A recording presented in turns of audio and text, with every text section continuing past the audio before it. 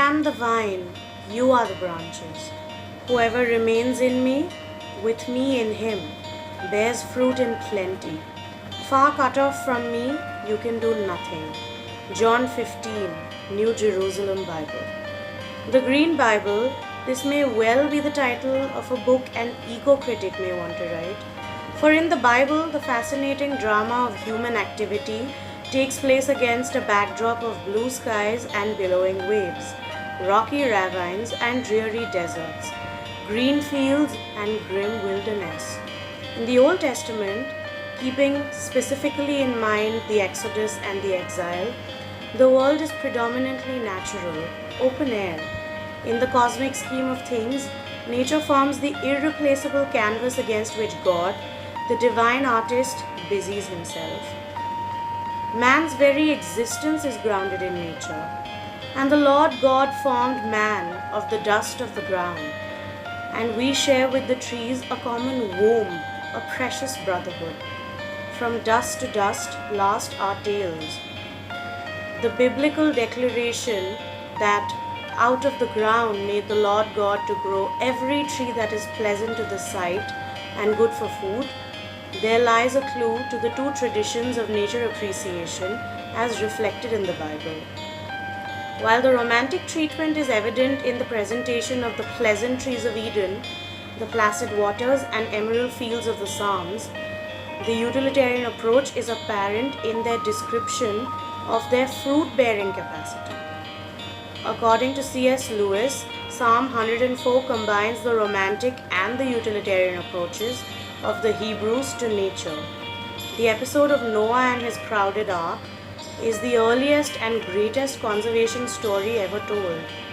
Tidal waves and earthquakes, a reeling earth, trembling mountains, and frequent references to the sublime, rather than the picturesque, are in the Psalms. The world is too much with us today, and men often blame the Bible for the sorry state of this earth. There is a growing debate about the relevance of man's stewardship rather than his dominion over nature. The solution lies not in turning away from the Bible, but towards it. Greenhouse gases and global warming are caused by greed, not by God. If God is the creator and the preserver of his creation, then man cannot serve God by wiping out the flora and fauna of our universe. Jesus is a green crusader in his own right. If we start at the very beginning, Jesus' birth in the manger is an object lesson to all about the harmony that coexists between the creatures and the child. St. Luke portrays a decidedly pastoral pen picture of the event. The appearance of the spirit dove and the use of the sacred river water on the occasion of his baptism are indications of the green connections of Jesus.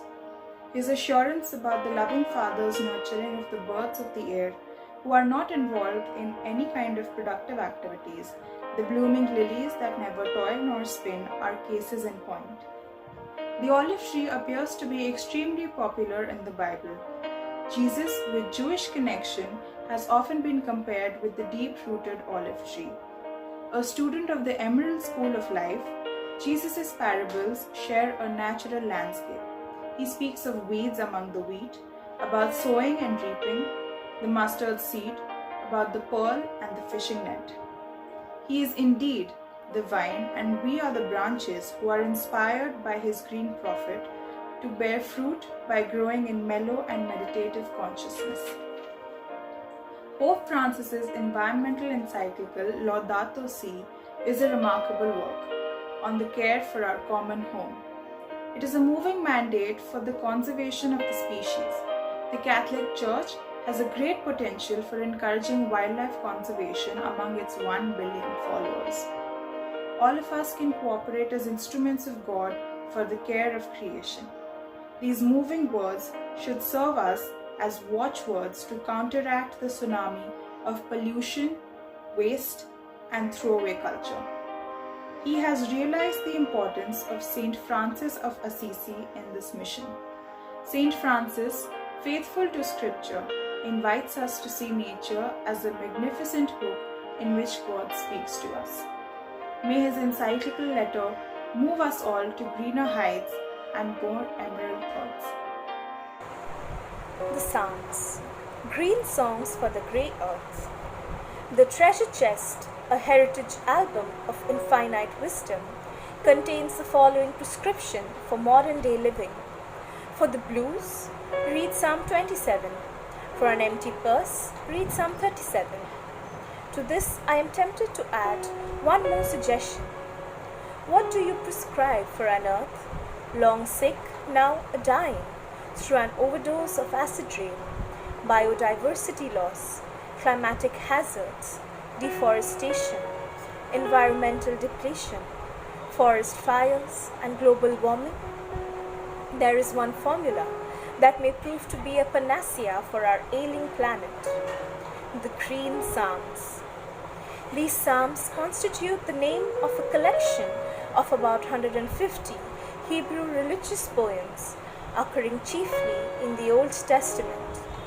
Scholars like H.C. Leopold have selected Psalms 8, 29, 65, 92, 135, 136, 147, and 148 as specimens of nature poetry. The Psalms of the Bible form green pathways to enable the passage of power petitions to the Lord. Looking beyond nature, looking through these Psalms, I can hear the names of the lost sheep being called by their shepherd, the roars of young lions lying in ambush for helpless cattle, the hum of insects in the far-flung field, the shrill cry of the eagle as it swoops and soars, the sigh of an earth awaiting its change, the cry of the trapped beast awaiting its end. Speaking of the shepherd and his helpless sheep, Jewish history, it appears, is rich in the scenes of pastoral life. Great hardship and danger accompanied the office of the shepherd. Psalm 23, composed around the daily activities of these nomadic guides, has been described as a veritable handbook of shepherding practices. The shepherd here is the provider, protector, and the perpetual companion of his flock. The Lord is my shepherd, I shall not want. He maketh me lie down in green pastures. He leadeth me beside the still waters. Yea, though I walk through the valley of the shadow of death, I will fear no evil. Intense heat and lack of water in Palestine made the sheep extremely helpless and completely dependent on the shepherd. The dark valley is a reference to the ominous ravines of Palestine, frequented by beasts and bandits alike. Now, speaking of animal sacrifice, I will take no bullock out of the house, nor he-goats out of thy folds. For every beast of the forest is mine, and the cattle upon 1,000 hills. I know all the fowls of the mountains, and the wild beasts of the fields are mine. If I were hungry, I would not tell thee, for the world is mine, and the fullness thereof. This psalm completely rejects the ritual of animal sacrifice. Psalm 51 follows with a similar exhortation. For thou desirest not sacrifice, else I would give it. Thou delightest not in burnt offerings. However, scholars have pointed out that the sacrifices were often viewed rather positively, as in Psalm 43 and Psalm 50 is an example of unaccustomed irony when it expresses that Yahweh is not hungry. And there are lions mentioned in the Psalms. Beside the bear, wolf, fox, and jackal, which the psalmists largely ignore, there is the lion. The magnificence of its roar has been repeatedly mentioned. Psalm 7, 10, 17, 35, 57, and 58 are examples of the destructive image of the lion. Of these, Psalm 7 deserves a mention. O Lord, deliver me, lest he tear my soul like a lion, rending it into pieces, while there is none to deliver. Birds in the Psalms. I am like a pelican in the wilderness. I am like an owl of the desert. I watch and am as a sparrow, alone upon the housetop. When in Psalm 102, the poet observes the pelican, the desert owl, and the lone sparrow, we realize that the psalmist is not only aware of the habitats of the birds of prey and domestic species, but also reveals a rare sensitivity to the rich bird life of Palestine. The earth in the Psalms. Of old hast thou laid the foundation of the earth, and the heavens are the work of thy hands. They shall perish, but thou shalt endure. Yea, all of them shall wax old like a garment, as a vesture shalt thou change them, and they shall be changed. These magnificent lines of Psalm 102 foretell of a gradual decline of the earth and the heavens, and of God's ability to roll them up like a robe and renew them completely. To the Psalms, the green songs of the earth, offer us then a hope for this grey, grizzled world. Psalm 102 proclaims God as the usherer of this renaissance with the words, "And they shall be changed." The psalmist in Psalm 96 has created reassuring pictures of a renewed green earth full of fresh fields and flourishing trees. Rabindranath Tagore. I take this opportunity to undertake a comparative reading of Rabindranath Tagore's Gitanjali, or Song Offerings. His Song 81 is a beautiful lyric with God as the chief nourisher. Hidden in the heart of things, thou art nourishing seeds into sprouts, buds into blossoms, and ripening flowers into fruitfulness. We find a remarkable parallel in Psalm 104.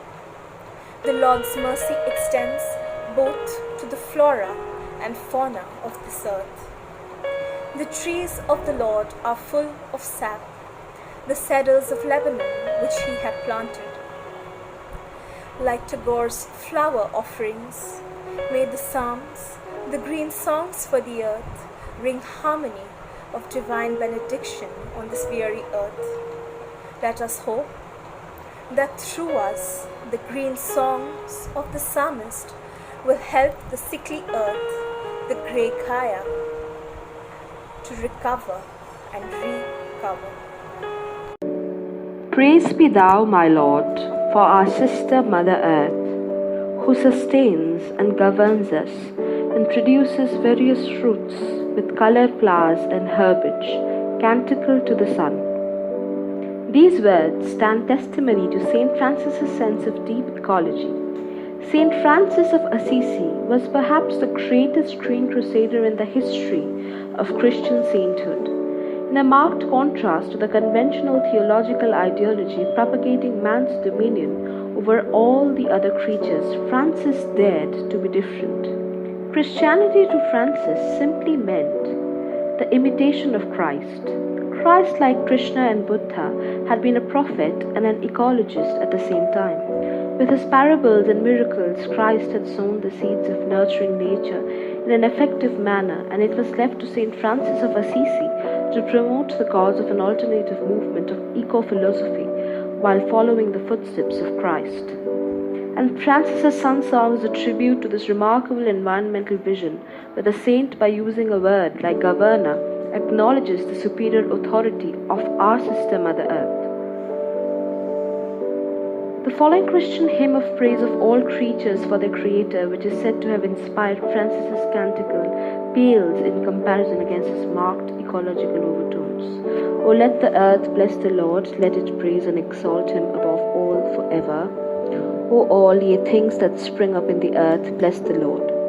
Saint Francis stands out by his remarkable relationship with nature, his championship of an alternative movement of eco-philosophy as opposed to the short-term conventional environmental consciousness of shallow ecology.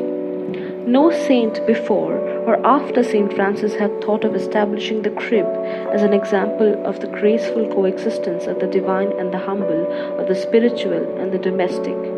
Christmas, for no other saint, had meant a special occasion for celebrating the Christ child's birthday with return gifts for all the domestic creatures that serve man in the form of extra rations for birds and beasts by way of nativity celebration. Very few saints would have dared to even approach a wild wolf like the creature that terrorized Gubbio, let alone teach it to be tame. No saint ever lay dying on the ground, willingly suffering pain and blindness, only to be blessed with a different wisdom, a distinct insight that would culminate into that daringly different mystical canticle, Francis's Sun Song. A celebrated ecologist like Lynn White Jr., who considers Francis to be the most remarkable spiritual revolutionary in Western history, declared that when the saint attempted in establishing a democracy of all God's creations, he failed. Was Jesus a failure? Jesus' life is entirely influenced by his concern for creatures great and small. In him we are invited to have a new look at creatures. With him we are called to commit ourselves to their defense. Through him we are empowered to work for their growth and welfare. For him we are challenged to accept their sacredness, since he partakes of the same nature.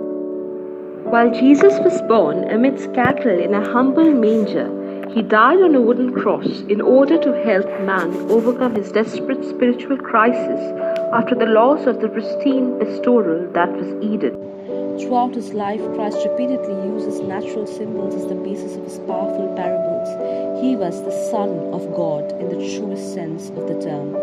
He treated the world of nature and all the creatures therein with a marked paternal concern. His death on the cross was meant not only to save man, but also to save the celestial Panchavati that was Eden from the toxic presence of the serpent. So greatly was Francis impressed with Christ's natural lifestyle that he often pointed it out to his followers that while the foxes have their holes and the birds have their nests, Jesus remained exposed to climactic vagaries as he fasted in the open air for 40 days and 40 nights. Instead of building a cell or a cottage, he chose to lie under the rocks of the mountains. So great was Francis's intensity of devotion that he died lying on the ground, and on his deathbed declared in his will that all Franciscan friars should live in cells of wood and mud alone. Christ before him, Saint Francis himself, was completely contented in the company of Mother Nature. Nature to him was a vast brotherhood, and he felt himself borne upon the stream of universal life, and in all this life he saw a kinship with the sacred humanity of Jesus Christ. One day, while saying his prayers in the dilapidated church of Saint Damien, Francis heard a voice coming from the crucifix. "Francis, go and repair my house which thou seest falling." This was his call. Francis now became the handyman of God, the man who went about kissing the most repulsive of lepers, begging for alms for the repairs of the church, establishing an order of Franciscan monks wedded to poverty and piety, and even picking up worms by the wayside to prevent them being trodden upon by the unwary. Following his conversion, however, his relationship with nature acquired mystical dimensions. He could no longer look upon the earth, the sun, and the moon as mere objects of admiration. He came to regard them with genuine affection. They were also brother sun, sister moon, and our sister Mother Earth. Blake-like, he began to see a heaven in a wildflower, to perceive the beasts in the field and the birds on the branches in a different light. They became part of his ever-extending family, his dearly beloved relatives. Francis did not only care for and communicate with creatures, he also commended them. We are told of several instances when the man of God preached to the birds. Ye sow not, neither do you reap, and yet God feedeth you. Wherefore the Creator, who conferreth on you so many benefits, loveth you much. Therefore take heed, little birds, my sisters, lest ye be ungrateful, and study always to give praise unto God. Particularly for the cowed lark, St. Francis had a marked fondness. Perhaps there is some truth in the story that these larks who avoid the twilight were there when St. Francis lay dying in the evening. They circled around the roof of the house where the saint, who himself has been described as the Lark of Umbria, was dying. And St. Francis, amidst a very busy monastic schedule, did not forget the importance of conservation. The friar who cut down the wood for the fire was discouraged from destroying a complete tree. Francis felt that some part of the tree ought to remain standing for the love of Christ, who died on a wooden cross. The gardeners among the friars were encouraged to grow flowers along with pot herbs for the love of God, who is called the lily of the valley and the flower of the field. The gardeners were urged to set aside a special section in the garden for fragrant flowers and sweet-smelling herbs, so that they may arouse in their visitors a strong devotion towards the Creator. In St. Francis's taming of the savage wolf of Gubbio, we see another aspect of the saint as a conservationist. We read about his attempts to provide honey for the bees during winter, to make nests for turtle doves and robin redbreasts, to save lambs from being sold for slaughter, to provide shelter to the hare running scared from the cook's knife and the fish from the fisherman's net. But he did not restrict his interest only to the docile and timid creatures of domestic life. The wild and beastly wolf had become a menace at Gubbio, and when Francis approached the creature, many devotees must have shivered with fearful apprehension. But after hearing the saint's words, the wild, hungry wolf turned into a tame, obliging beast and never troubled the people of Gubbio anymore. In a miraculous manner, Francis had managed to bring about the beauty in the beast. In the darkness of the night, God's handyman had lit the divine spark and made the necessary repairs. And if we today have cribs in our churches at Christmas time, this is one of the many precious things for which we have to thank Francis of Assisi. Crescio has linked him forever with the world celebration of the Christ child's birthday. St. Francis in 1223 chose to celebrate with Giovanni di Litta. He arranged for a manger to be set up in a cave where all was green and white, the white of early snow, the green of dark pines, and everywhere a pure hushed silence of expectancy. Ox and ass and lambs were brought in here because of Francis' initiative, and this curious mingling of creatures with the newborn Christ child was to set the tone of representations of nativity time and again through the world. By reinforcing the humble birth of the babe of Bethlehem, Francis reminded the masses of Christ's acceptance and approval of all creatures, great and small. The crib, so intimately connected with workday creatures, has a message for all of us. Christ's acceptance of the humblest of creatures should remind man of his responsibilities towards them.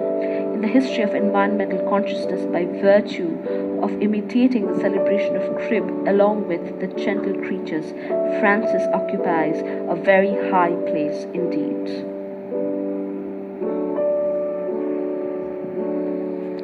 True Christmas charity, according to St. Francis, should extend to the birds, beasts, as well as to those who were poverty-stricken. He often declared that if he had the opportunity, he would persuade the emperor to pass a law urging all lords of castles, of cities, to ensure that man must supply adequate amounts of grain and wheat for the sister larks and other birds of the locality on occasion of Christmas Day, and the owners of oxen and asses should provide them with the best of food in celebration of Christ's birth at night in the presence of an ox and an ass in Bethlehem.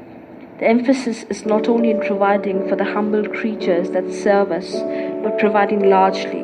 The generosity of spirit St. Francis taught us should not be confined to gifts of material value to our own kin. It should extend to all creatures, great and small. St. Francis has recently been declared as the patron saint of ecologists by the Pope John Paul II. Saint Francis's message, Praise be thou, my Lord, for our sister Mother Earth, is the mantra of the hour. Francis dared to be different and declared the birds and beasts to be his relatives. If we fail to change our polluted environment, we will soon find that all the green in our lives, all the creatures of the forest have made a sudden exit. They will then only be found on the celluloid screen or on the canvas of a nostalgic artist.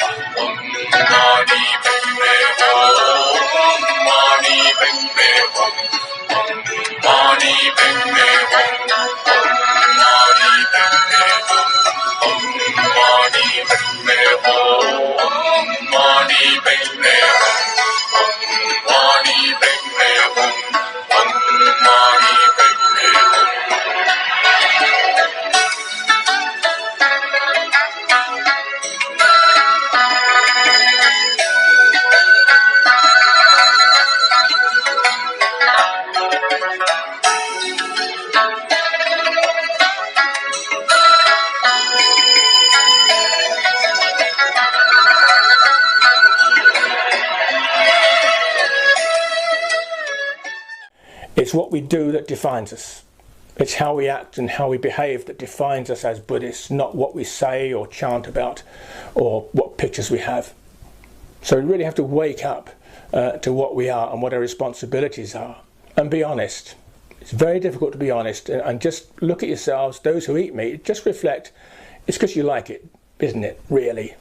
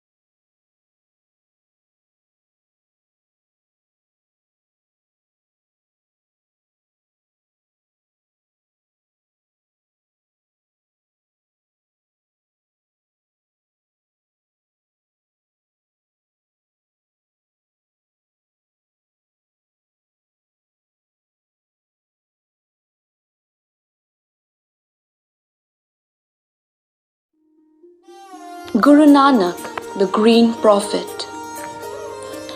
Wandering in the wilderness, I scale heights and go up the mountain. I roam about in the jungle. Thus spake Guru Nanak. This Guru did not only deliver the Lord's word as it descends, he also delivered to us much about the Lord's world that was his environment. Guru Nanak's philosophy, dealing as it does with sublime thoughts, can also be termed verdant philosophy. In his consciousness of the environment that surrounded him, his repeated use of natural images of birds, beasts, and the beauty of the season, he has become a green prophet, a rare crusader cast in an emerald mold. Life for Nanak in Bar had essentially been a rustic existence.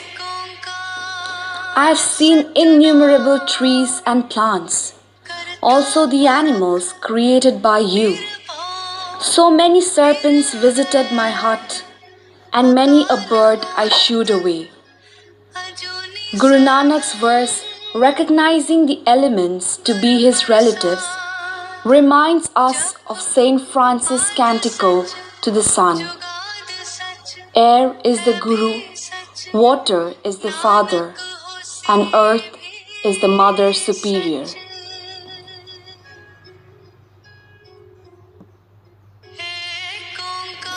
According to Nanak, not only the human beings but also the elements of nature offer true worship to God. The sky is the plateau, the sun and the moon are the lights, and the stars are the jewels.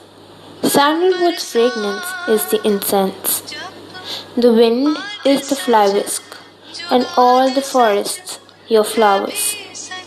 What a wonderful arati it is. The arati is what pleases God. Guru Nanak's arati, this ode to God, was composed outside the Jagannath temple at Puri. Nanak's rejection of rituals and advocacy of true bhakti or inner devotion has, unfortunately, yet to convince all keepers of religion, even in the 21st century of our civilization. He recommends that one should opt for loneliness. The way a lotus lives in water, unfringed, or a duck swims against the current, one should meditate on the divine word. Nanak's viewpoint about the consumption of meat is sensational as well as sensitive. They slaughtered a rhinoceros for their sacred feast. This was the way to the gods. Those who give up eating meat and hold their nose to shut out its smell swallow human beings in the dark, born out of the blood of the mother and the father, and yet they eat no fish nor meat.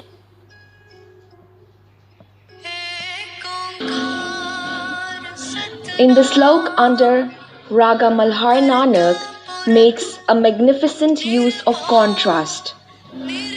The elephant eats 100 maunds of clarified butters and molasses, and another 500 maunds of corn. He belches, blows, and raises dust. Pecking half a corn, the sparrow chirps, flying high in the sky. The crane and the swan are frequently mentioned in the Guru's verses. The wretched crane bathes in the puddle. A swan never leaves the ocean. He merged with the Lord with devotion and love. The swan is the ocean, and the ocean is the swan. The sandalwood tree did not fail to impress the poet favorably. The sandalwood tree exudes fragrance the way a man breathes. Barama under Rag Tukari constitutes perhaps Nanak's greatest tribute to nature. About Bhadon, his verse brims with visual, tactile and auditory images. There is water in the pools and plains. The rainy season is for rejoicing. The frogs and peacocks cry aloud. The pied cuckoo calls to her sweetheart. Snakes sting at every step. Mosquitoes bite and the pools are brimful. The Fakir Balol, one of Nanak's distant disciples, has effectively described the Guru as a dawn-lit honey rose. Like this fragrant blossom, Nanak's environmental awareness seems to permeate his poetry. To quote Guru Nanak himself, the true devotees remain evergreen, they never die. If deeds, as the great mystic Guru has pointed out, are the tree, and we must do good deeds, then life must become all good deeds and green trees. Bhumi Shukta. In the Atharva Veda, composed 5,000 years ago by the Rishis, there is a hymn to the earth known as Bhumi Shukta. It is 63 verses which speak to us today with a new urgency and a new resonance. Translation of 12 of these outstanding verses show that the insight of the mystics is again becoming viable and important. I call to earth the purifier, the patient earth growing strong through spiritual might. May we recline on thee, O earth, who bearest power and plenty, and enjoy our share of food and molten butter. May those that are thy eastern region, O earth, and the northern and the southern and the western, be pleasant for me to tread upon. May I not stumble while I live in this world. Whatever I dig from the earth, may that have quick growth again. O purifier, may we not injure thy vitals or thy heart. May earth with people who speak various tongues and those who have various religious rites, according to their places of abode, pour for me treasures in 1,000 streams like a constant cow that never fails. May those born of thee, O earth, be for our welfare free from sickness and waste. Wakeful through a long life, we shall become bearers of tribute to thee. Earth, my mother, set me securely with bliss, in full accord with heaven. O wise one, uphold me in grace and splendor.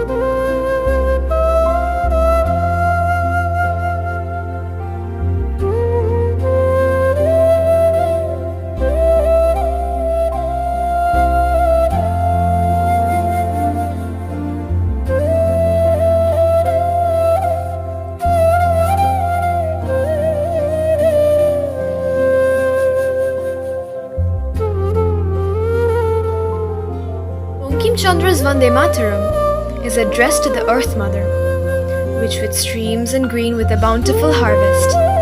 The mother deity that emerges in the end is the supreme Vasundhara, the Earth Mother, all-supporting, all-bounteous.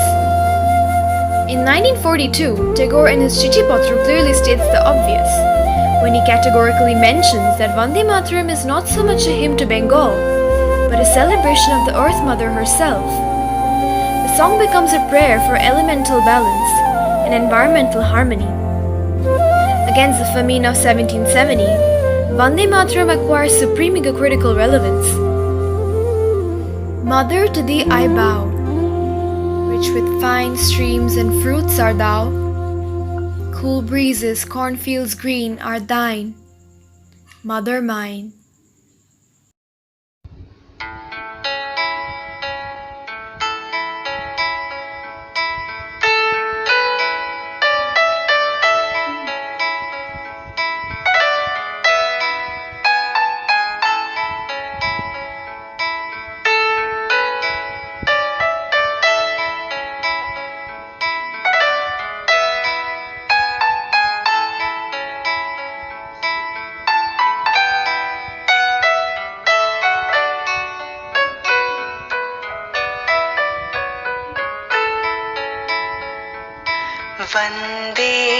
मातरम् वन्दे मातरम् वन्दे मातरम् वन्दे मातरम् सुजला सुफला मलयज शीतला सस्य श्यामला मातरम् वन्दे मातरम् वन्दे मातरम्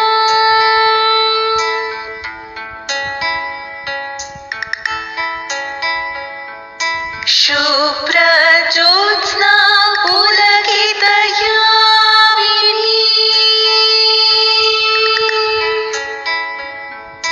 पुल्लकुसुमित ध्रुवदलशोभिनी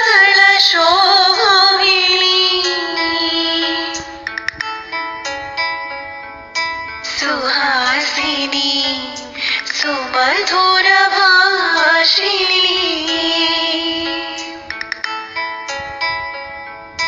सुखदां वरदां मातरं वन्दे मातरं वन्दे मातरं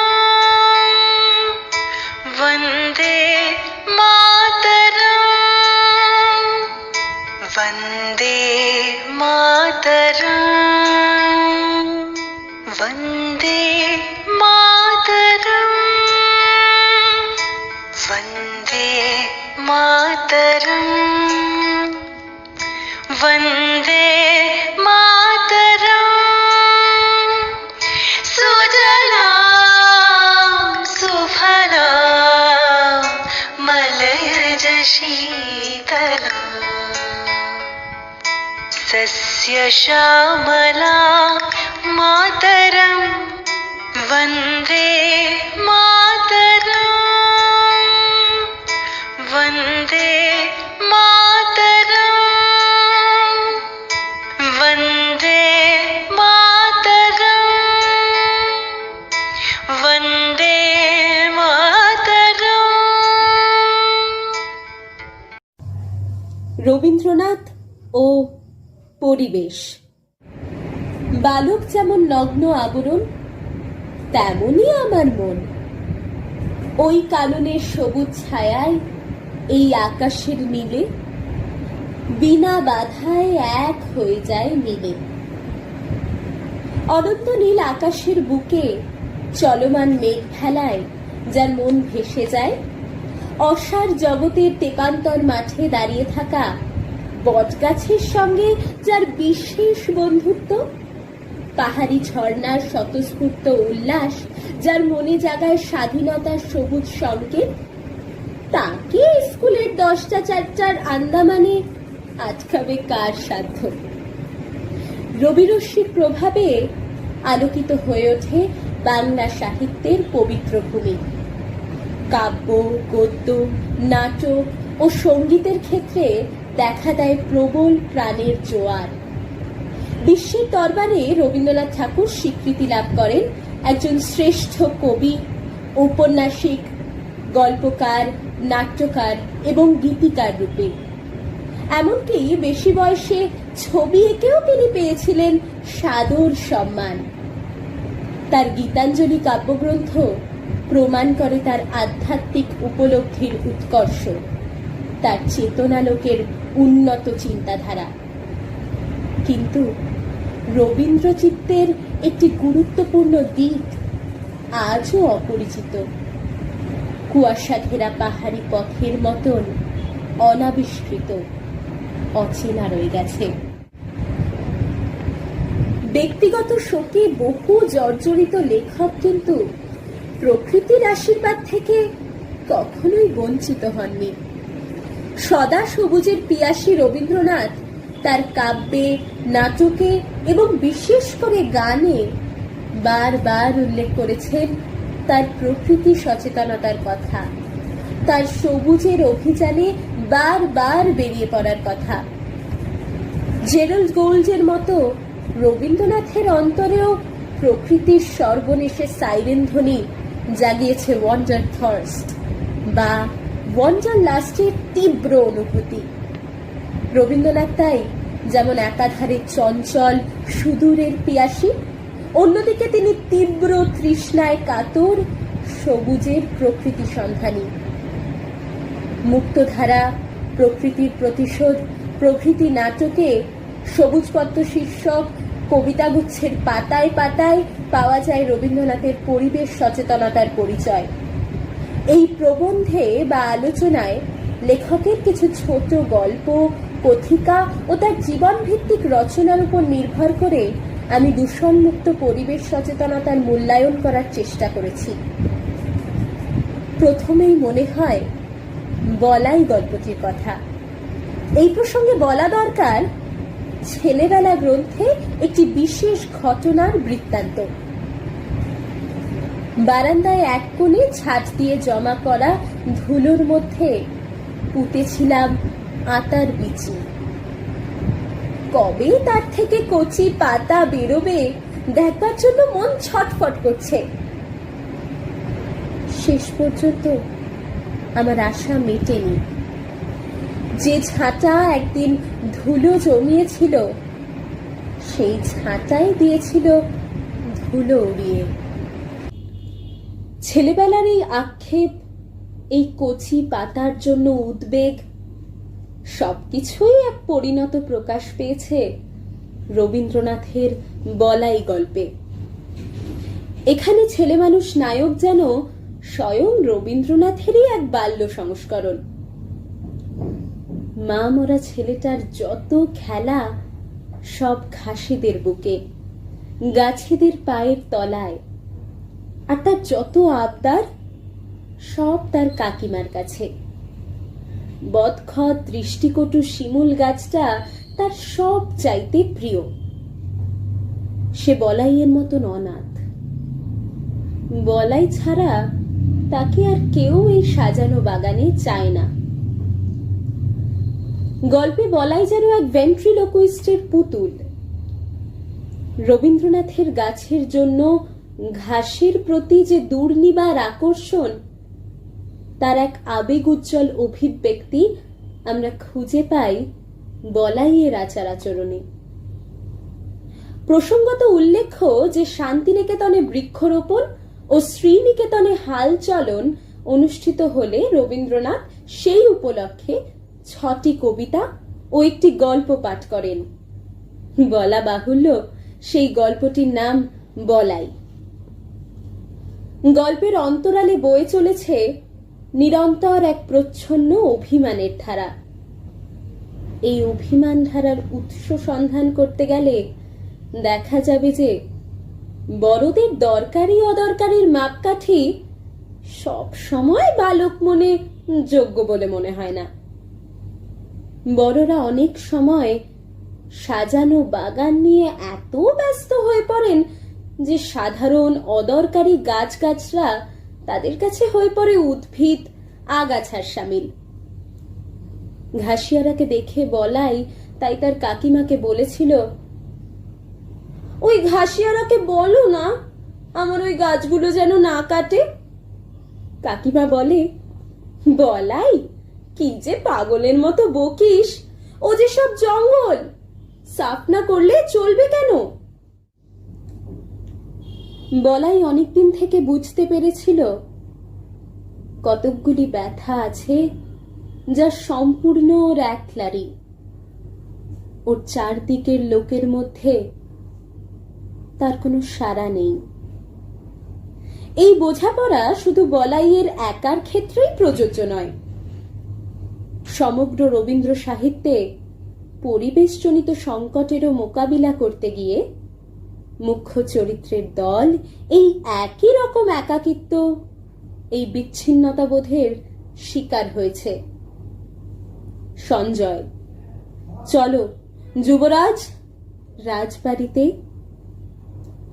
অভিজিৎ, যেখানে বাধা সেখানে কি বিশ্রাম আছে? সঞ্জয়, রাজবাড়িতে যে তোমার বাধা এতদিন পরে সে কথা তুমি কি করে বুঝলে? অভিজিৎ: বুঝলুম যখন শোনা গেল মুক্তধারায় ওরা বাঁধ বেঁধেছে। সঞ্জয়: তোমার এ কথার অর্থ আমি পাইনি। অভিজিৎ: আমার অন্তরের কথা আছে ওই মুক্তধারার মধ্যে। তারই পায়ে ওরা যখন লোহার বেড়ি পরিয়ে দিলে, তখন হঠাৎ যেন চমক ভেঙে বুঝতে পারলুম উত্তরকূটের সিংহাসনই আমার জীবন স্রোতের বাঁধ। পথে বেরিয়েছি তারই পথ খুলে দেবার জন্যে। রবীন্দ্রনাথের পরিবেশ সচেতনতার এক আশ্চর্য নিদর্শন তার প্রাণমন কথিকাটি। ইংরেজ রোমান্টিক কবি কিটসের মতো তিনি নেগেটিভ ক্যাপাবিলিটির সাহায্যে পৌঁছে গেছেন রাঙামাটির রাস্তায় দাঁড়িয়ে থাকা এক বটবৃক্ষের খুব কাছাকাছি। তার সঙ্গে জুড়ে দিয়েছেন অন্তরঙ্গ আলাপ, সেই সবুজ মিতার সঙ্গে মোকাবিলা। গাছের সঙ্গে একাত্ম হওয়ার প্রচেষ্টা বাংলা সাহিত্যে বিরল। গাছের সঙ্গে এমনই করে আছিতে আছিতে একতালে করতালি বাজাতে রবীন্দ্র পূর্ববর্তী সাহিত্যে অন্য কোনো লেখক সক্ষম হয়েছেন বলে বর্তমান লেখিকার জানা নেই। তাই ওই বটের দিকে তাকিয়ে নীরবে বলেছিলেন, ওগো বনস্পতি, জন্মমাত্রই পৃথিবীতে প্রথম প্রাণ যে আনন্দ ধ্বনি করে উঠেছিল, সেই ধ্বনি তোমার শাখায় শাখায়। সেই আদি যুগের সরল হাসিটি তোমার পাতায় পাতায় ঝলমল করছে। আমার মধ্যে সেই প্রাণ আজ চঞ্চল হলো। ভাবনার বেড়ার মধ্যে সে বন্দী হয়েছিল। তুমি তাকে ডাক দিয়ে বলেছ, ওরে আয় না রে, আলোর মধ্যে, হাওয়ার মধ্যে, আর আমারই মতো নিয়ে আয় তোর রূপের তুলি, রঙের বাটি, রসের পেয়ালা। দুই শিল্পীর এই কথোপকথন যেন সুমধুর এক বাঁশির ধ্বনির মতো আমাদের কানে বাজতে থাকে। সেক্রেড ইকোলজির ক্ষেত্রে রবীন্দ্রনাথের প্রাণ মন এক যুগান্তকারী দৃষ্টান্ত। কিছুক্ষণের জন্য আবার শান্ত হয়ে যায়, আবার দেখি ভারী ব্যস্ত হয়ে ওঠে, আবার সেই থরথর ঝরঝর ঝলমল। আবার ওকে ঠান্ডা করে বলি, হ্যাঁ হ্যাঁ, ওই কথাই বটে, আমি তোমারই খেলার সাথী। লক্ষ হাজার বছর ধরে এই মাটির খেলা ঘরে আমিও গন্ডুসে গন্ডুসে তোমারই মতো সূর্যালোক পান করেছি। ধরণীর স্তন্যরসে আমিও তোমার অংশী ছিলেন। এ প্রসঙ্গে রবীন্দ্রনাথ রচনাটির গোড়াতেই আমাদের জানিয়ে দিয়েছেন যে তিনি যতদিন ছিলেন পথ চলা পথিক, ততদিন বটগাছটির দিকে তাকাবার সময়টুকু পাননি। পথ ছেড়ে যখন তিনি জালনায় দাঁড়াবার সময় পেয়েছেন, তখন নিরাসক্ত মন নিয়ে এগিয়ে গেছেন গাছটির দিকে। ও আমাকে বলেছে, আছো হে বটে? আমি সাড়া দিয়ে বলেছি, আছি হে মিতা। এমনই করে আছিতে আছিতে এক তালে করতালি বাজছে। ওদের মিতালির এই করতালি অনেক দিনের চৌকাঠ পেরিয়ে যেন আমাদের জটিল জঞ্জালে ভারাক্রান্ত জীবনের দরজায় এসে কড়া নাড়ছে। আমাদের মনে হয় গাছের মধ্যে লুকিয়ে থাকা যে অসামান্য শিল্প রবীন্দ্রনাথকে প্রেরণা জুগিয়েছেন, রূপের তুলি, রঙের ডালি ও রসের পেয়ালার সদ্ব্যবহার করতে তিনি হয়তো আমাদেরও শেখাবেন সবার রঙে রং মেশাতে, দূষণের মরুভূমি দৈত্যটার বিরুদ্ধে বারবার মোকাবিলায় নামতে। আমরা ছেলেবেলা গ্রন্থে পাই আরও এক সাজানো বাগানের খবর। ছাদটাকে বউ ঠাকুরন একেবারে বাগান বানিয়ে তুলেছিলেন। সেখানে ছিল পাম, চামেলি, গন্ধরাজ, রজনীগন্ধা, করবি দোলন চাপা গাছের সারি। রবীন্দ্রনাথের ছেলেবেলা ও জীবন স্মৃতি জুড়ে পাওয়া যাবে ছাদ নামে তার জীবনের বিশেষ ওয়েসিসের উল্লেখ। ঠাকুরবাড়ির এই ছাদ যেন শিশু রবীন্দ্রনাথের কল্পনার ডানা জুগিয়েছে, মনে মনে হারিয়ে যাবার দুঃসাহস। চাঁদনি রাতে ছাদের উপর সারি সারি গাছের ছায়া যেন স্বপ্নের আলপনা। ছাদের বাইরে শিশু গাছের মাথাটা বাতাসে দুলে উঠছে, ঝিলমিল করছে পাতাগুলো। খাঁচার শিকল কাটতে আগ্রহী লেখকের কিন্তু খাঁচায় বন্দি পাখির ডাক ভীষণভাবে নাড়া দিত। পাখি পোষার শখ তখন ঘরে ঘরে ছিল। সবচেয়ে খারাপ লাগতো পাড়ার কোনো বাড়ি থেকে পিঞ্জরেতে বাঁধা কোকিলের ডাক। একবার বউ ঠাকুরনের মর্জি হয়েছিল খাঁচায় কাঠবিড়ালি পোষা। আমি বলেছিলাম কাজটা অন্যায় হচ্ছে। তিনি বলেছিলেন গুরুমশাইগিরি করতে হবে না। একে ঠিক জবাব বলা চলে না, কাজেই কথা কাটাকাটির বদলে লুকিয়ে দুটো প্রাণীকে ছেড়ে দিতে হলো। এই সহানুভূতি ও সমবেদনা আমরা আবার অনুভব করি তার ঘোড়া রচনায়। ঘোড়ার প্রতি মানুষের অবিচারের, অত্যাচারের এক অতি সূক্ষ্ম প্রতিবাদ তিনি জানিয়েছেন। ব্রহ্মা দেখেন অতি ছোট জায়গা, চারদিকে পাঁচিল তোলা, তার মাঝখানে দাঁড়িয়ে ক্ষীণ স্বরে ঘোড়াটি চিহি চিহি করছে। রবীন্দ্রনাথের বয়সকালে উদয়নের দক্ষিণের বাগানে দেখা যেত কয়েকটি ময়ূর, সারস ও রাজহাঁসকে। বলা বাহুল্য এদের কখনোই কঠিন খাঁচার গড়াদে আটকে পড়তে হয়নি। রবীন্দ্রনাথের একটি পোষা বেজি ও একটি পোষা কুকুরের কথা মনে আসছে। কুকুরটির নাম লালু। দীর্ঘদিন ধরে সে তার প্রভুর সঙ্গ ছায়ার মতো অনুসরণ করত। গড়ে উঠেছিল এক অন্তরঙ্গ সম্পর্ক। সবশেষে মনে হয় প্যাট্রিক গেডিস ও রবীন্দ্রনাথের পরিবেশ সম্পর্কে আলাপ আলোচনার কথা। রবীন্দ্রনাথের মনে হয়েছিল যে দেশে যদি ফল আর ছায়ার খোঁজ পড়ে তবে আমাদের ইট ও চুনবালির প্রয়োগ পরিত্যাগ করে মাটির দিকে ফিরে চাইতেই হবে। অরণ্যের পাঠশালায় আনন্দধারা যাতে আমাদের আধুনিক, বৈজ্ঞানিক, প্রযুক্তিভিত্তিক শিক্ষা ব্যবস্থায় মিশতে পারে তাই তিনি মন দিলেন সবুজায়নের প্রয়াসে। প্রতিষ্ঠিত হল শান্তিনিকেতন ও বিশ্বভারতী। তাকে সাহায্য করতে এগিয়ে এসেছিলেন অনেকেই।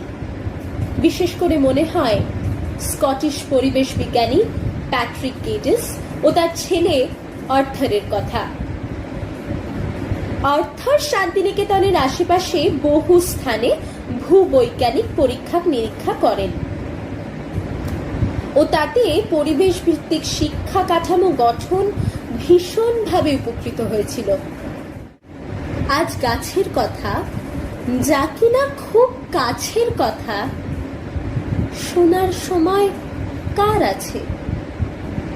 কেবল টিভির কোলাহলে কত সহজেই চাপা পড়ে গেছে গোড়া উপড়ানো গাছের গোঙানি, এক নাগারে সবুজ লাশ চেরার আওয়াজ।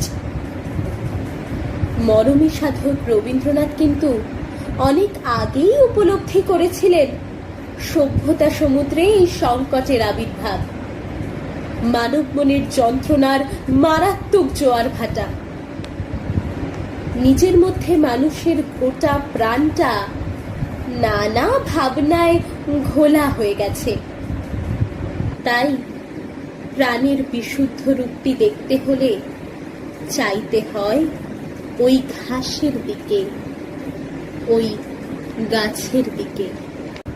পরিবেশ পূজারী রবীন্দ্রনাথের এই অব্যর্থ মন্ত্র, ঘাসের দিকে, গাছের দিকে ফিরে যাও, এই বাণী কপালকুণ্ডলার পথিক তথা সমগ্র সমাজকে বনের রাস্তার অর্থাৎ সবুজের পথে চলার ইঙ্গিতের কথা মনে করিয়ে দেয়।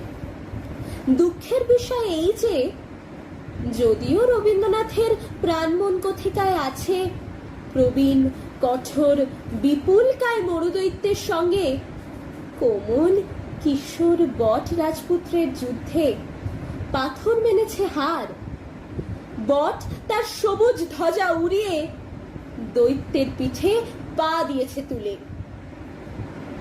একবিংশ শতাব্দীর মোড়ে দাঁড়িয়ে মরুদৈত্যরা কিন্তু সদর্পে দাপিয়ে বেড়াচ্ছে সারা পৃথিবী। যুদ্ধের দামামা বাজিয়ে তারা উর্বর মাটিকে করেছে মরুভূমি, আর মাটিতে বিষ ঢেলে সবুজ গাছেদের করেছে ফার্নিচার মর্গে বন্দি। তাই পরিবেশের এই সংকটকালে রবীন্দ্রনাথের মতো আমাদেরও ফিরে যেতে হবে অরণ্যে, অরণ্যে প্রতিষ্ঠিত প্রাণের পাঠশালার খোঁজে। সবুজ যুদ্ধ জয়ের মন্ত্র আর সহজ অধিকারের সন্ধিটি শেখার একমাত্র উপায় লুকিয়ে আছে সেই সবুজ পাতার অন্তরালে। বটের ছায়ায় আমরা পেয়ে যাব বেঁচে থাকার আশ্রয়, বটের শাখায় শুনতে পাব প্রথম প্রাণের আনন্দধ্বনি।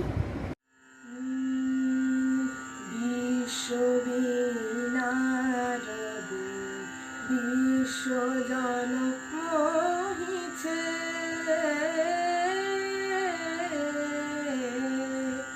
সালে জালে নভতলে বনে উপবনে নদী নদে গিরি গুহা পারাবারে নিত্য জাগে সরস সঙ্গীত মধুরিমা নিত্য নৃত্য রস ভঙ্গিমা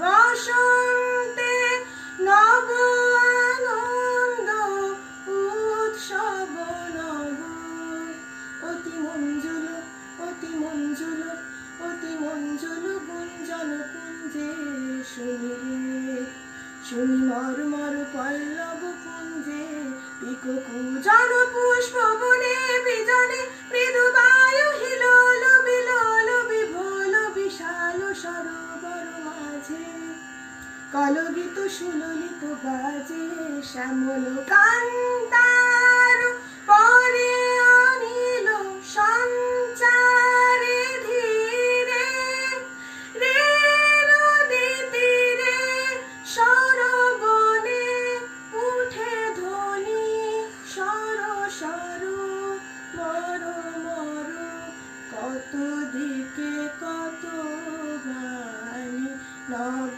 নব কত ভাষা ঝরো ঝরো রসধারা বিশ্ববিনারহ বিশ্বজন মোহিছে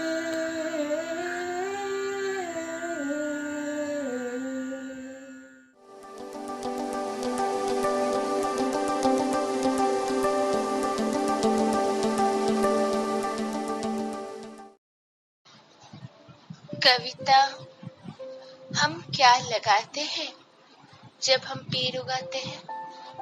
कवि हेनरी एबी। हम क्या उगाते हैं जब हम पेड़ लगाते हैं? हम क्या उगाते हैं जब हम पेड़ उगाते हैं? हम पानी का जहाज उगाते हैं जो समुंदर पार करेगा। हम पानी का जहाज उगाते हैं जो समुंदर पार करेगा। हम मस्तूल उगाते हैं जिस पर बंधेगी पाल। हम बेफट्टे उगाते हैं जो करेंगे हवाओं का थप्पड़ों का सामना। जहाज का तला जो शहतीर और कोहनी उगाते हैं। जब हम पेड़ उगाते हैं तो पानी का पूरा जहाज उगाते हैं। हम अपने और तुम्हारे लिए एक घर उगाते हैं। हम बलियां, पटिए और फर्श उगाते हैं। हम खिड़की, रोशनदान और दरवाजे उगाते हैं। हम छत के लट्ठे, शहतीर और उसके तमाम हिस्से उगाते हैं। हम क्या उगाते हैं जब हम पेड़ लगाते हैं? ऐसी हजारों चीज़ें हैं जिन्हें हम दिन में देखते हैं। हम गुंबद से भी ऊपर आने वाला शिखर उगाते हैं।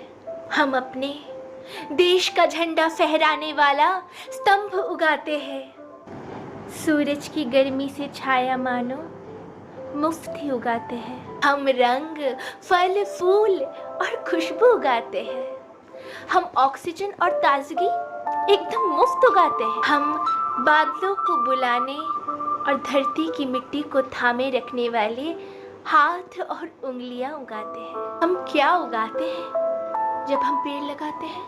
हम गिल्लियां, बल्ले, कैरम, गिटिया और खेल के तमाम सामान उगाते हैं। हम मवेशियों के लिए भोजन और पौधों के लिए खाद उगाते हैं। हम चिड़ियों के घोंसले और जानवरों के कोटर उगाते हैं और अपने जीने, मरने और रमने का साजो सामान उगाते हैं। हम क्या उगाते हैं जब हम पेड़ लगाते हैं? हम जिंदगी और जिंदा दिली उगाते हैं जब हम पेड़ लगाते हैं। कविता कांप उठी धरती माता की कोख। कवि डॉक्टर के निवातिया। कलयुग में अपराध का बड़ा अब इतना प्रकोप आज फिर से कांप उठी। देखो धरती माता की कोख। नए समय पर प्रकृति देती रही कोई ना कोई चोट। लालच में इतना अंधा हुआ मानव को नहीं रहा कोई खौफ। कहीं बाढ़, कहीं पर सूखा, कहीं महामारी का प्रकोप। यदा कदा धरती हिलती, फिर भूकंप से मरते बेमौत। मंदिर, मस्जिद, गुरुद्वारे चढ़ गए भेंट राजनीतिक के लोग। वन संपदा, नदी, पहाड़, झरने, इनको मिटा रहा इंसान हर रोज। सबको अपनी चाह लगी है, नहीं रहा प्रकृति का अब शोक। धर्म करे जब बातें जनमानस की, दुनिया वालों को लगता है जोक। कलयुग में अपराध का बड़ा अब इतना प्रकोप आज फिर से कांप उठी। देखो देखो धरती माता की कोख।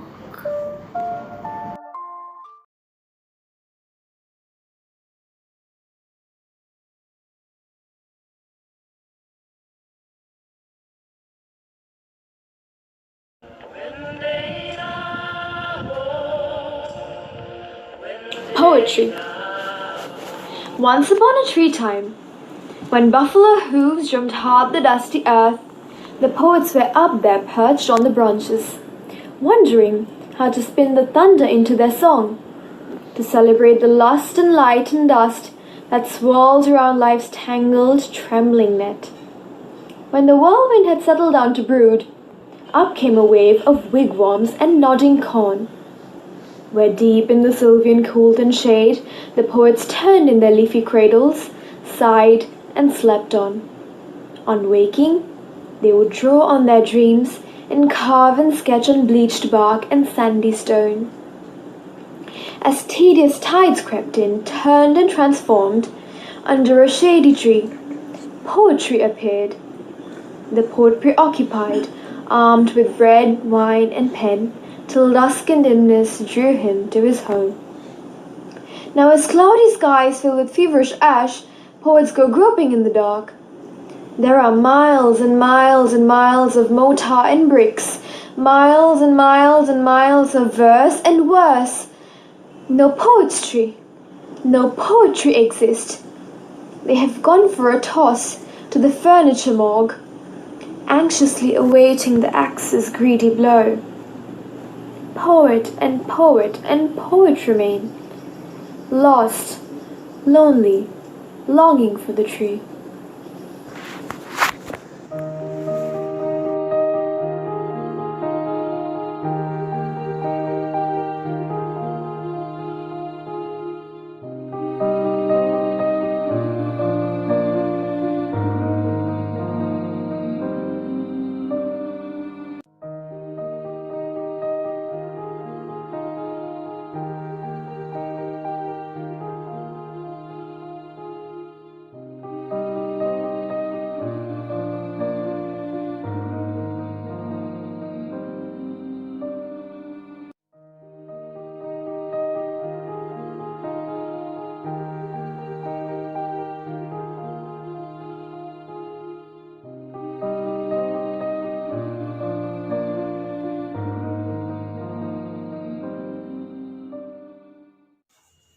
বারোটা বেজে গেছে। আন্দোলনের হাঁড়ি কাঠে ওরা নতুন এক জন্তু চাপিয়েছে। প্রথমে পড়ে থাকে সারি সারি সবুজের লাশ, তারপর ক্যামেরার জন্য কিছু ডালপালা ফেলে রেখে রাতের আড়ালে সবেদের পাচার করে ফার্নিচার কারখানার লাশ কাটা ঘরে। এখন 12টা বেজে গেছে। কোথায় যেন কাঁপা গলায় ডেকে ওঠে কুঁকড়ে থাকা কালো কুত্তার দল। অজানা দেশের না জানা ভাইরাসের কবলে অসহায় কাকেরা সব ধুঁকছে। পৌঁছে গেছে তাদের কাছেও কি গাছের গোঙানির আর্তনাদ, জল্লাদের অট্টহাসি, সবুজের হাহাকার। অনেকক্ষণ 12টা বেজে গেছে। তোমার মোবাইল বেজেই চলেছে, তোমার কম্পিউটারে চোখ জ্বলছে, তোমার রেডিও বলছে, তাই তুমি শুনতে পাও না সবুজের হাহাকার, গাছের গোঙানির আর্তনাদ। ডেনমার্কের ডেরার বাইরেও কিন্তু বন্ধু ছড়িয়ে পড়েছে পচনের ধিক্কার।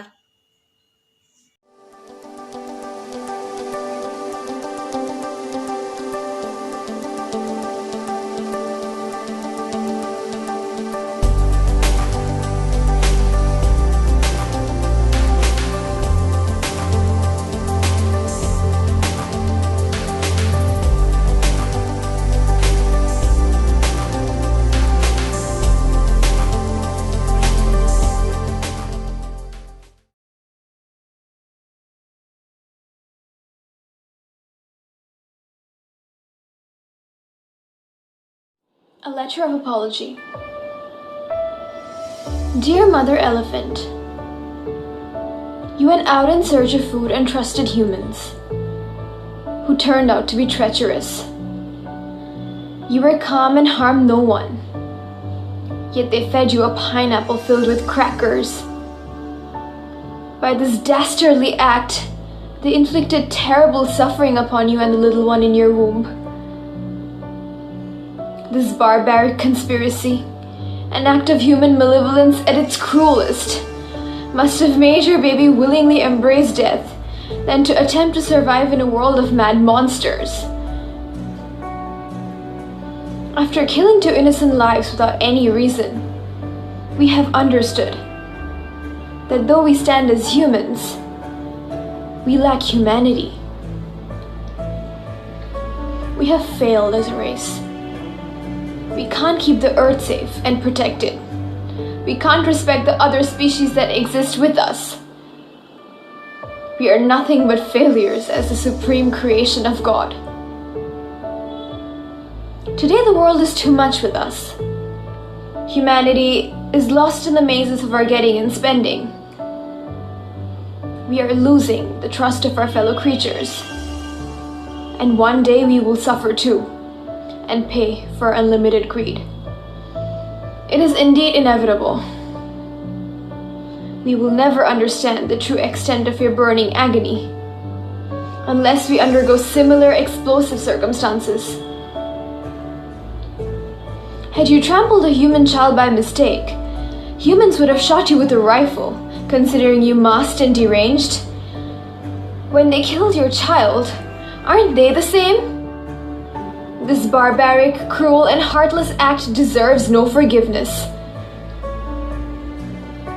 I seriously don't know how I'm supposed to apologize to you and for whom. An apology from the human race? It sounds pathetic, as we ourselves have lost the count of how many times we have failed as a race. Your soul will probably find solace when your perpetrators will be caught and punished severely, the day strict animal cruelty laws will be implemented and executed, the day humans will give up domination and accept the stewardship of the earth. True justice will be attained only when we realize the hard truth. We were never meant to wear the mantle of maniacal masters, but the crown of compassionate caregivers.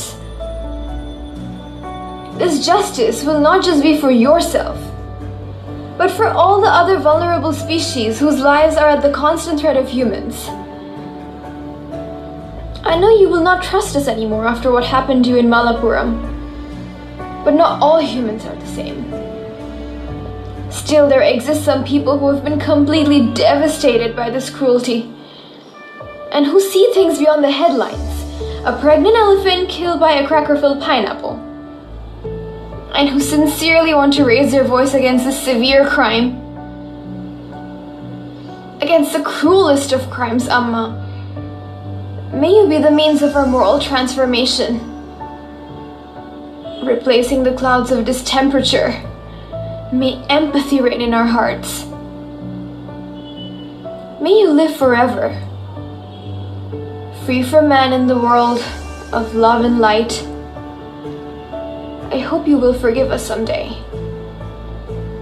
From your sinner, a human.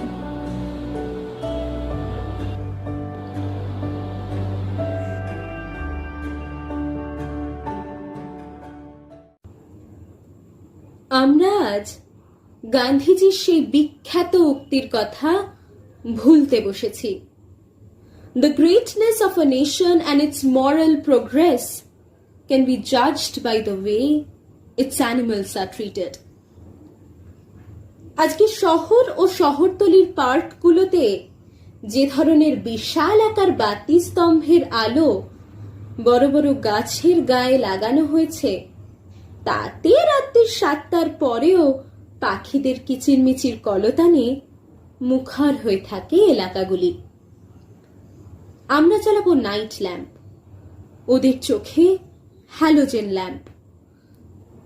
অসহায় প্রাণীদের উপর এই পৈশাচিক অত্যাচার আর কতদিন চলবে? চড়াইরা তাই পালাচ্ছে এই শহর ছেড়ে অনেক অনেক দূরে। সম্প্রতি দিল্লির বাংলা সাহিব গুরুদ্বারায় এক ক্ষুধার্ত অতিথির আবির্ভাব হয়েছিল। তার শালপাতায় অন্যদের মতনই রুটি প্রসাদ পড়েছিল। অন্তত এই একটিবার আমরা ওরার বিভেদ করা হয়নি। একটি বাঁদর সেদিন অনেক মানুষের সঙ্গে বসে লঙ্গর খেয়েছিল। আজকে অনেক ক্ষেত্রেই পাড়ার জনসংখ্যাকে 2 ভাগে ভাগ করে ফেলা হয়। একদল সুস্থ স্বাভাবিক বিচার বুদ্ধি সম্পন্ন মানুষ, অন্যদিকে পশুপ্রেমী খ্যাপা পাগলদের দল। সেই আমরা, ওরা। আবার এখন বিশ্বে উষ্ণায়নের পাগলা ঘন্টি বেজেই চলেছে।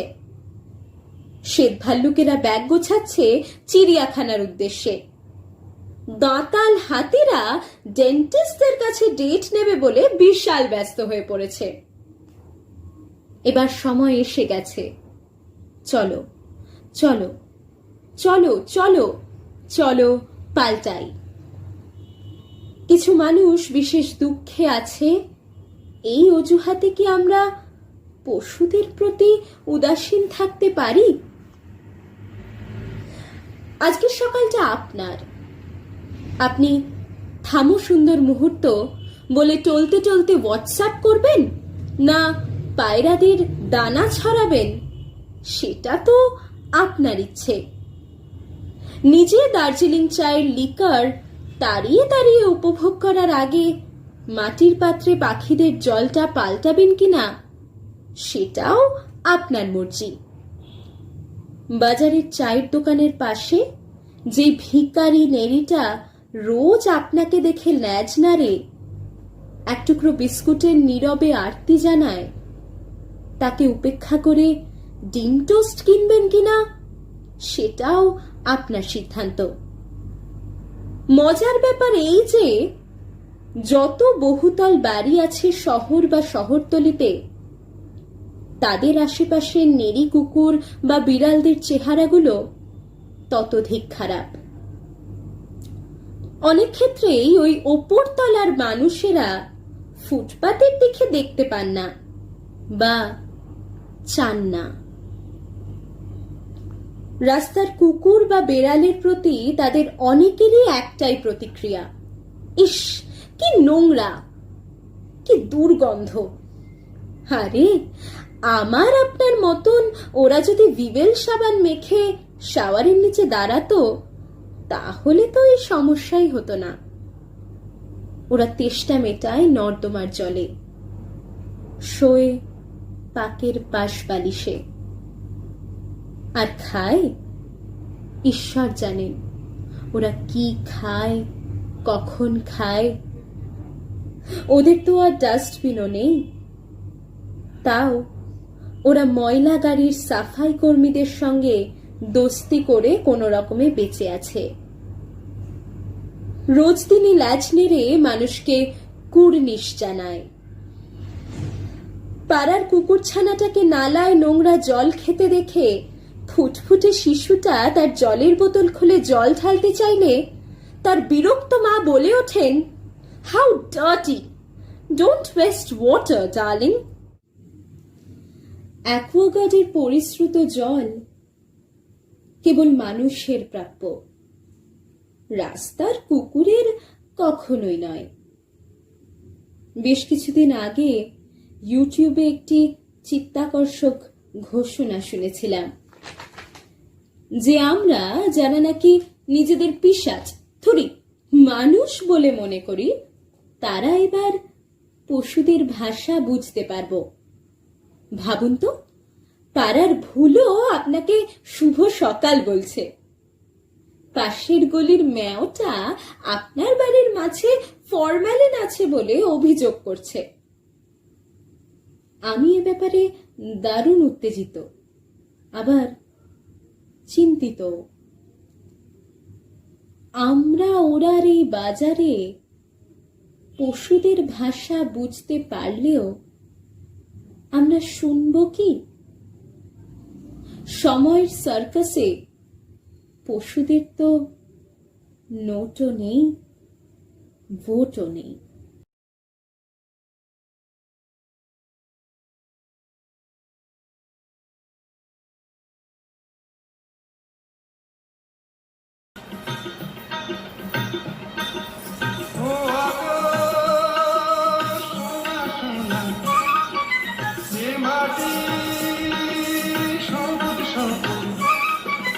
নতুন রঙের জোয়ার হৃদয় রেঙেছে, আলোর জোয়ারে খুশির বাঁধ ভেঙেছে। ও আকাশ সোনা সোনা, এ মাটি সবুজ সবুজ, নতুন রঙের জোয়ার হৃদয় রেঙেছে, আলোর জোয়ারে খুশির বাঁধ ভেঙেছে।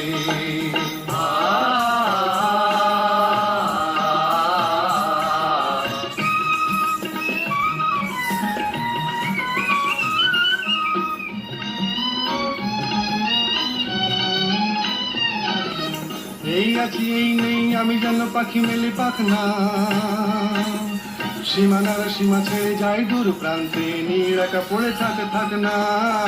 ও সকাল আলো আলো, এ শিশির ঝলমলো।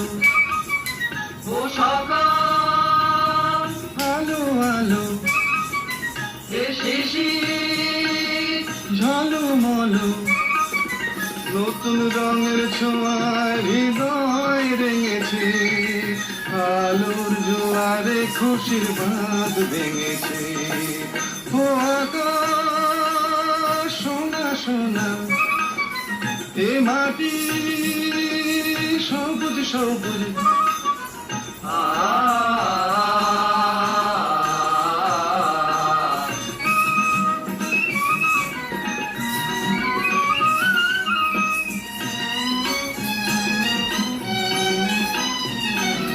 যাই যদি যাই যাক, এই মন হারিয়েই যাক না।